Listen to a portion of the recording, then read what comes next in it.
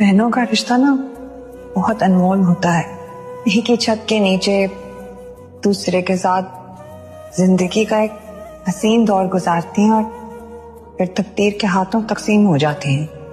जुदा जरूर होती हैं एक दूसरे से, लेकिन दिल हमेशा एक दूसरे के लिए धड़कता रहता है।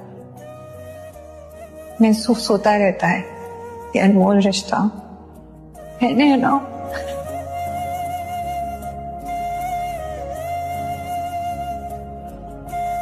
बहनों का रिश्ता ना बहुत अनमोल होता है।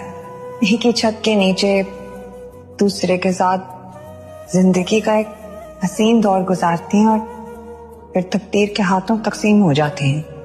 जुदा जरूर होती हैं एक दूसरे से, लेकिन दिल हमेशा एक दूसरे के लिए धड़कता रहता है। महसूस होता रहता है कि अनमोल रिश्ता है ना।